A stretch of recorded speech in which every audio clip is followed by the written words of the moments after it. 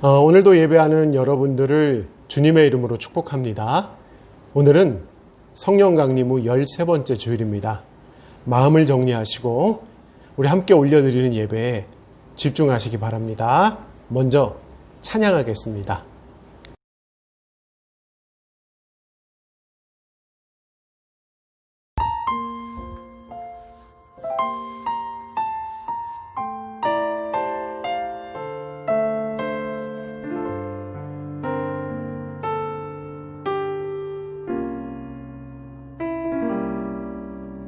마음이 상한 자를 고치시는 주님, 하늘의 아버지 날 주관하소서.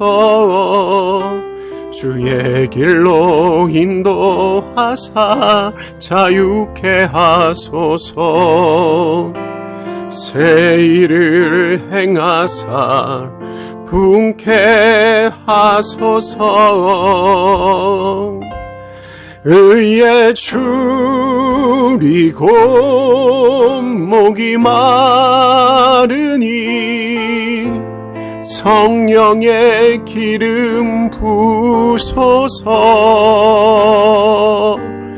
의에 줄이고 목이 마르니 내 잔을 채워 주소서.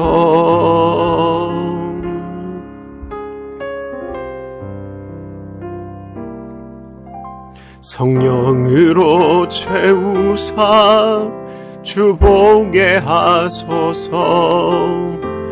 주의 임재 속에 은혜 알게 하소서. 주 뜻대로 살아가리 세상 끝날까지. 나를 빚으시고 새날 열어주소서. 의에 줄이고 목이 마르니 성령의 기름 부소서. 의에 줄이고 목이 마르니 내 잔을 채워 주소서. 의에 줄이고 목이 마르니 성령의 기름 부소서. 의에 줄이고 목이 마르니 내 잔을 채워 주소서.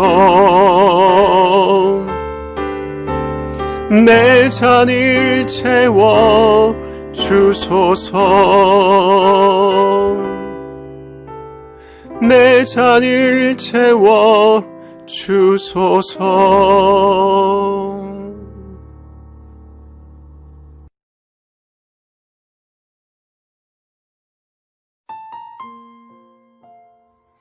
날마다 인도하시는 하나님의 은총을 찬양합니다. 날마다 보호해 주심의 사랑을 기억하며 하나님 찾으며 경배하오니 저희의 예배와 찬양을 받아 주옵소서. 아버지의 임재 안에 거하는 이 시간, 저희의 지치고 상한 심령을 하나님의 영광으로 채우시어 몸과 영혼이 온전히 회복되는 은총을 허락하옵소서. 새 삶을 허락하시는 예수님, 기나긴 질병의 위협 속에서도 보호하시고 폭염과 태풍이 몰아치는 세파 속에서도 책임져 주심에 감사드립니다. 지키시는 주님의 능력을 온전히 믿으며 그리스도를 닮아가는 기쁨과 영광을 가슴속으로 깨닫게 하옵소서. 오직 예수 그리스도의 도우심만이 승리의 기림을 신뢰하면서 주님의 사랑을 확신하면서 빛으로 인도하심을 바라보게 하옵소서. 세상을 주관하신 하나님, 하나님의 권능을 사모하게 하옵소서. 하나님께서 허락해 주시는 지혜로 지혜롭게 하시고 비둘기 같은 순결함으로 혼탁한 세상을 이기게 하옵소서. 믿음의 방패를 가진 주님의 참 제자로 세워주셔서 저희의 삶을 통하여 살아 역사하시는 하나님을 드러내며 세상의 모범이 되는 성숙한 기독교인이 되게 하옵소서. 언약교회를 지키시는 성령님, 코로나19 바이러스로 병든 이 땅이 치유되며 권능의 손길로 다시 회복되는 역사를 속히 누리게 하옵소서. 비록 저희가 얼굴을 맞이하며 함께 모이지 못했지만 하나 되게 하시는 성령님을 의지함으로 서로를 기억하며 더욱 기도하게 하시고 매일 새롭게 이어지는 하나님의 창조하심을 바라보는 주의 백성 되게 하옵소서. 예수님의 이름으로 기도합니다. 아멘.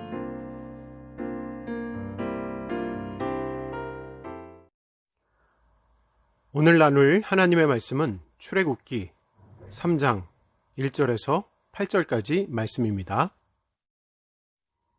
모세가 그의 장인 미디안 제사장 이드로의 양을 치더니 그때를 광야 서쪽으로 인도하여 하나님의 산 호렙에 이르매 여호와의 사자가 떨기나무 가운데로부터 나오는 불꽃 안에서 그에게 나타나시니라. 그가 보니 떨기나무에 불이 붙었으나 그 떨기나무가 사라지지 아니하는지라. 이에 모세가 이르되 내가 돌이켜 가서 이 큰 광경을 보리라. 떨기나무가 어찌하여 타지 아니하는고 하니 그때 여호와께서 그가 보려고 돌이켜오는 것을 보신지라. 하나님이 떨기나무 가운데서 그를 불러 이르시되 모세야 모세야 하시매 그가 이르되 내가 여기 있나이다. 하나님이 이르시되 이리로 가까이 오지 말라. 내가 선 곳은 거룩한 땅이니 내 발에서 신을 벗으라. 또 이르시되 나는 내 조상의 하나님이니 아브라함의 하나님, 이삭의 하나님, 야곱의 하나님이니라. 모세가 하나님 배웠기를 두려워하여 얼굴을 가리매 여호와께서 이르시되 내가 애굽에 있는 내 백성의 고통을 분명히 보고 그들이 그들의 감독자로 말미암아 부르짖음을 듣고 그 근심을 알고 내가 내려가서 그들을 애굽의 손에서 건져내고 그들을 그 땅에서 인도하여 아름답고 광대한 땅, 젖과 꿀이 흐르는 땅, 곧 가나안 족속, 헷 족속, 아모리 족속, 브리스 족속, 히위 족속, 여부스 족속의 지방에 데려가려 하노라. 지난주 저희는 모세의 탄생에 관한 말씀을 나눴죠. 오늘 본문은요, 계속 이어지는 말씀입니다. 오늘 본문 상황은 모세가 80세의 나이로 미디안 광야에서 양을 돌보던 목자의 삶을 살고 있을 때의 일입니다. 모세는 태어나면서부터 40년간을 애굽, 즉 이집트 궁중에서 생활하는 왕자였죠. 그의 양어머니가 있었죠. 공주였습니다. 근데 그 여인이 후일에 파라오까지 오르는 막강한 권력을 누렸어요. 그렇기에 모세의 삶은 화려했습니다. 좋은 환경에서 많이 배웠습니다. 최강대국 이집트 왕자라는 권세도 있었어요. 세상에 지혜도 있었습니다. 이 시대의 기준으로 보면 다이아몬드 수조라고 할 수 있습니다. 그렇게 모세의 자리는 많은 사람들의 부러움을 받을 만한 위치였어요. 그런데 그것은 세상의 기준입니다. 모세가 그렇게 최전성기를 누리고 있을 때 하나님께서는 그를 사용하지 않으셨거든요. 그렇게 왕국에서 40년을 살았던 이집트 왕자 권세를 누렸지만 하나의 사건을 겪으면서 도망자로 신분이 바뀌게 됩니다. 출애굽기 2장 말씀을 살펴보면 모세가 하루는 자기 동족 이스라엘 자손들이 노동하는 현장을 방문했는데요. 애굽 사람이 자기 동족을 때리는 것을 보았습니다. 의협심 많았던 모세는 이스라엘 자손을 학대하던 애굽 사람을 쳐서 죽입니다. 그리고 그 시체를 모래 속에 감추가 되죠. 그런데 곧바로 그 사실이 발각됩니다. 결국 광야로 도망치게 됩니다. 이제는 살인자요, 도망자의 삶이죠. 하나님께서는 모세를 이집트 왕자로 40년 동안 높이셨다가 이후 40년간을 광야 생활을 하게 하시면서 낮추셨어요. 그를 겸손하게 하셨어요. 그는 광야에서 양을 돌보는 일을 하면서 결혼도 했어요. 그리고 하나님의 은혜 가운데 장인 이드로로부터 하나님을 섬기는 제사장의 직분도 배웠습니다.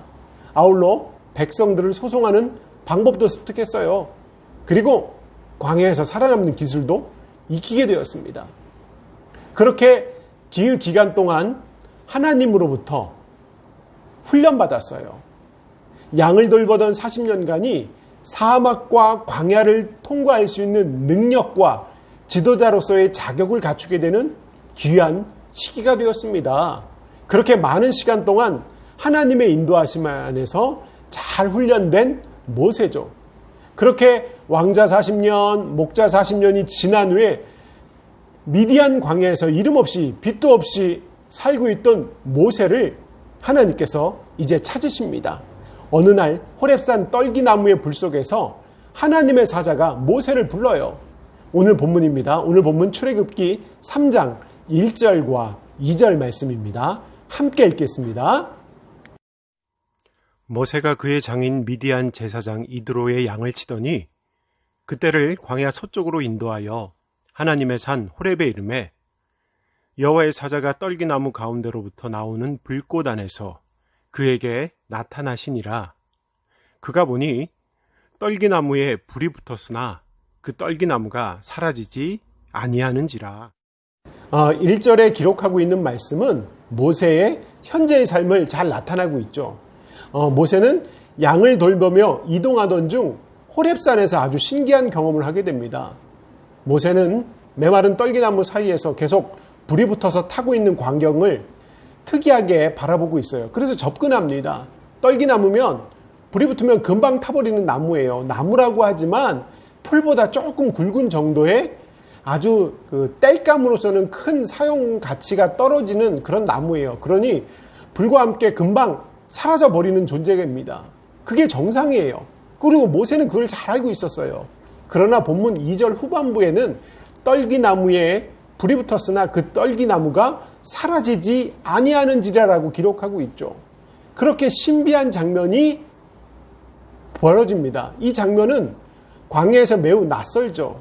그러니 모세가 발걸음을 멈추고 바라보기에 충분했습니다. 이는 하나님께서 그의 사자를 시켜서 하나의 작은 신비로운 장면을 연출하라고 명령하셨기에 가능한 일입니다.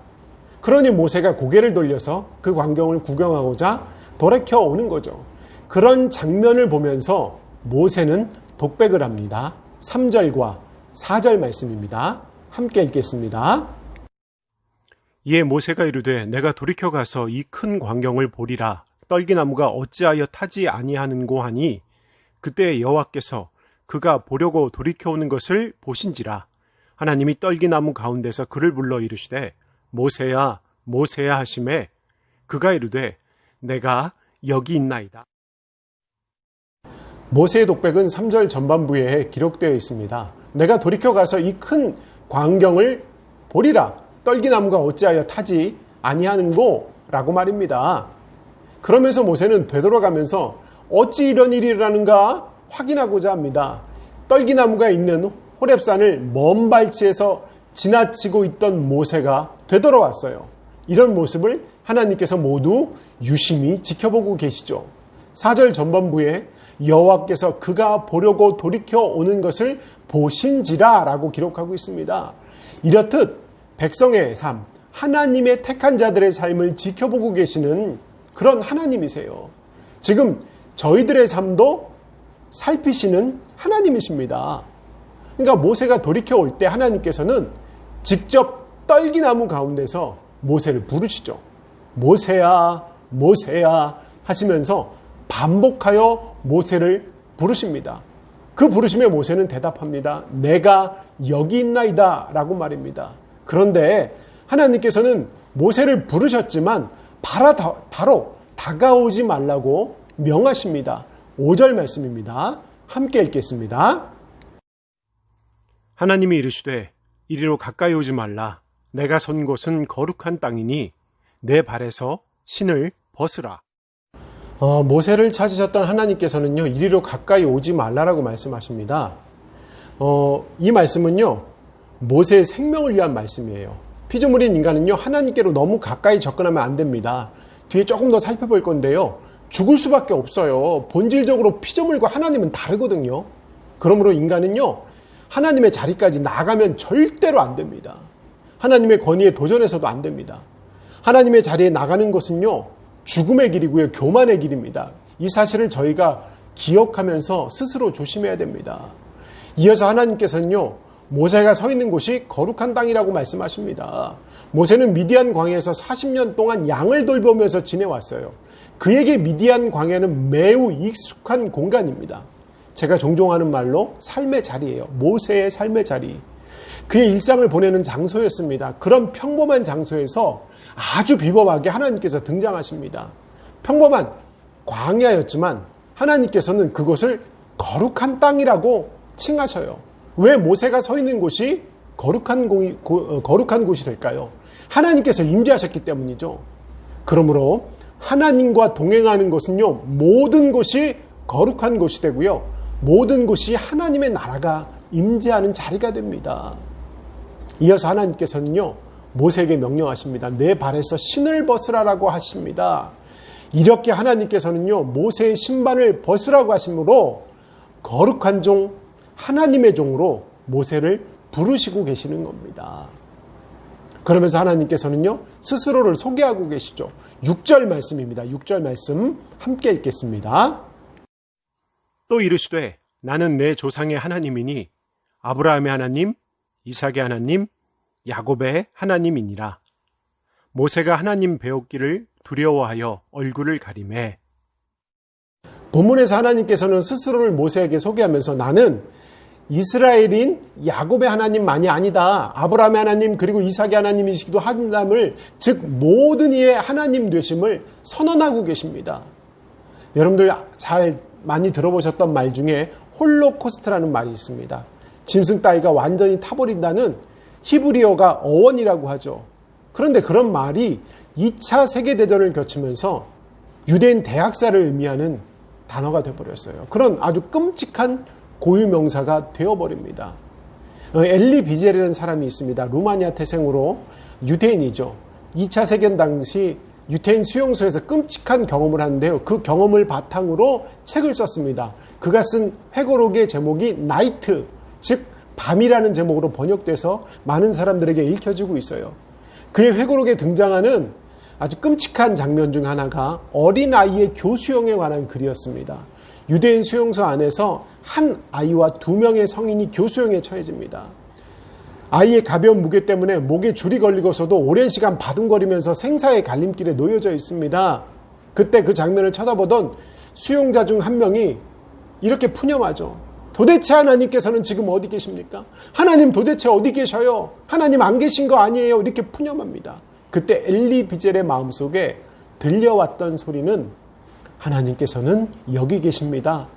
여기 저 교수대에 함께 매달려 계십니다. 이런 소리였다고 합니다. 정말 놀라운 신앙의 깨달음이라고 할 수 있습니다. 유태인에 대한 인정 청소는요, 2차 세계대전에만 일어난 일은 결코 아니죠. 모세 시절에도 이미 벌어졌습니다. 그것은 지난주에 나눴던 말씀에도 등장합니다. 이스라엘 자손인 히브리어 백성들 중에 남자아이가 태어나면 죽임을 당하는 일이었죠. 그것이 전부가 아니죠. 히브리 백성들을 애굽의 노예가 되어서 매일매일 강제 노역에 시달려야 했습니다. 그 당시 이스라엘 자손들의 입술에는 분명 하나님을 향한 원망이 있었을 것입니다. 그리고 홀로코스트 경험처럼 푸념했을 것입니다. 아브라함의 하나님이란 분이 도대체 어디 계시는가? 하나님은 도대체 어디 있는가?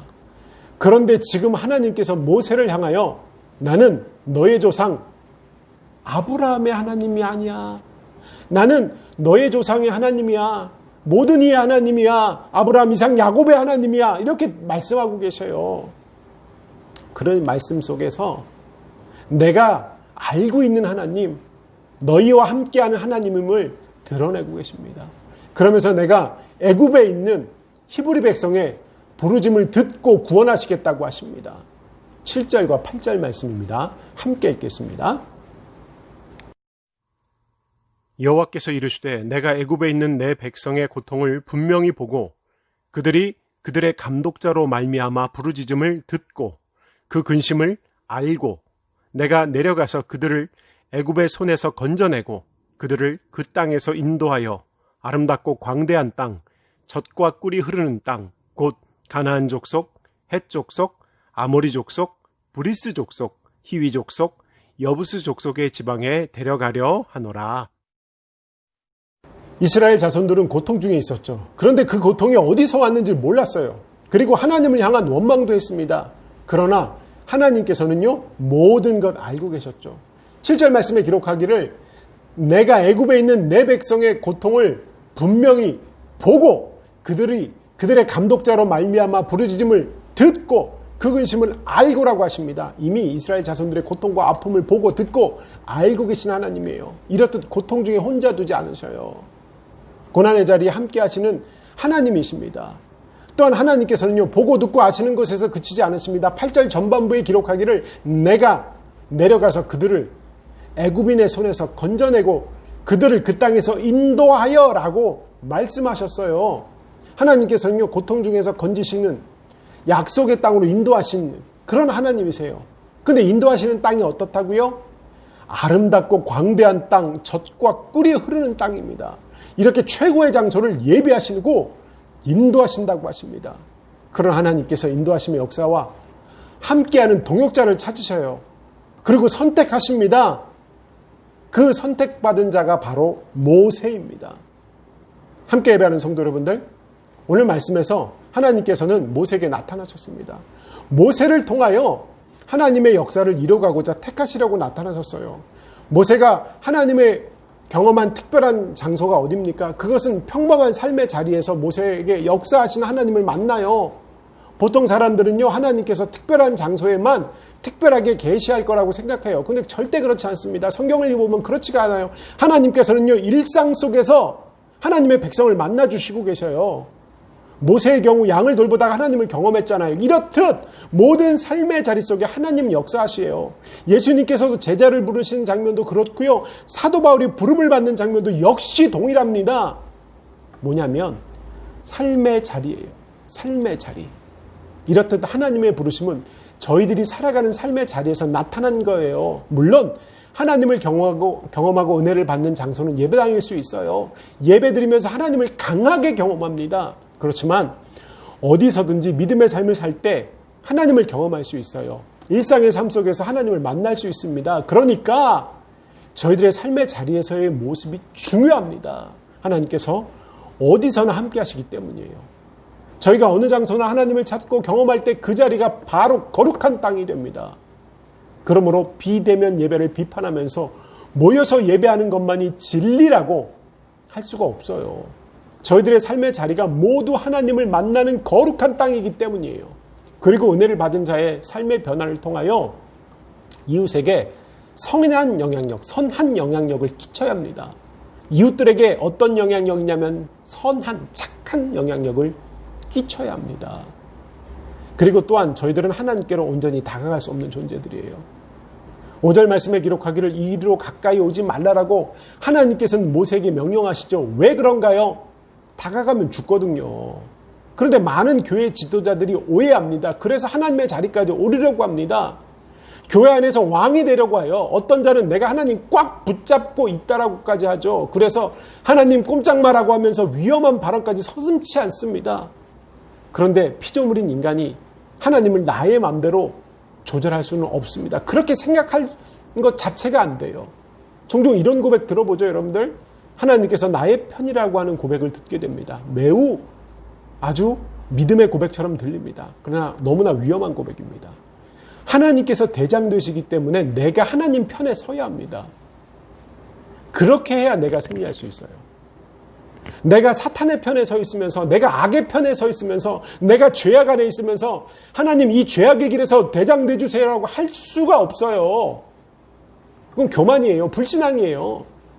하나님께서 내 편이 아니라 내가 하나님 편에 서야 합니다. 이것이 성숙한 신앙인의 모습입니다. 사랑하는 성도 여러분, 하나님께서는 동일하셔요. 이전이나 지금이나 같은 은혜로 역사하십니다. 지금도 하나님께서는요, 하나님을 믿고 따르는 백성들을 구원해 주십니다. 이스라엘 자손들을 구원하시고자 역사하신 것처럼 하나님을 향한 믿음의 백성들을 기억하시고 그의 삶에 역사해 주십니다. 그런 하나님을 기대하면서 삶의 자리에서 하나님을 경험하는 여러분들이 되시길 바랍니다. 여러분의 가정과 일터에서 하나님으로부터 거룩한 땅이라고 하는 음성을 들으시기를 바랍니다. 하나님은 낮추시기도 하시고 높이시기도 하셔요. 그런데 그 과정이 나를 거룩하게 하는 훈련임을 기억하시기를 바랍니다. 오늘 예배하는 여러분 모두가 큰 믿음으로 하나님의 임재를 매일매일 새롭게 경험하는 삶을 사시면서 훈련을 통하여 크게 사용되어지면서 지켜주심을 경험하면서 믿음으로 잘했다 칭찬받는 자들이 되시기를 주님의 이름으로 축원합니다. 아멘. 기도하겠습니다. 사랑의 하나님, 오늘도 새로운 은혜로 함께 하시니 감사합니다. 은혜 받은 자로서 거룩한 백성으로 하나님의 영광을 드러내길 원합니다. 저희를 인도하사 하나님의 기쁨이 되며 이웃과 더불어 살아가게 하옵소서. 코로나19 바이러스가 더 이상 확산되지 않게 하시고 교회가 세상에 아픔이 되지 않도록 강하게 불로 역사해 주옵소서. 그래서 다시 모여 하나님을 찬양하며 예배할 수 있는 날이 속히 오게 하옵소서. 너희는 먼저 그의 나라와 그 의를 구하라고 하셨는데 그 말씀 가슴으로 기억하게 하옵소서. 그런 삶을 살게 하옵소서. 이 모든 것을 더하시는 하나님의 은총을 누릴 수 있도록 하나님의 영광을 구하며 순종하게 하옵소서. 특별히 언약교회 성도들을 지켜보아시고 바르고 선한 길로 인도하옵소서. 영육 간에 강건할 수 있는 믿음의 믿음을 더하여 주시고 육적으로도 강하게 하여 주옵소서. 육신의 질병으로 고통받는 자들을 고치시는 하나님을 경험하게 하시고 물질의 문제로 아파하는 이들은 문제 해결이 하나님께 있음을 신뢰하게 하옵소서.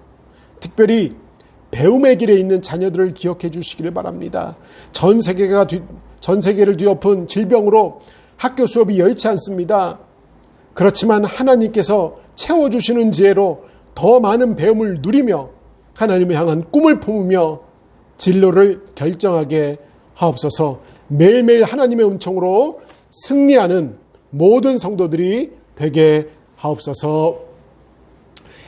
이제는 우리 주 예수 그리스도의 은혜와 하나님 아버지의 무한하신 사랑과 성령님의 교통하심이 지금 예배하는 모든 이들에게 영원히 임하시기를 간절히 축원하옵나이다. 아멘.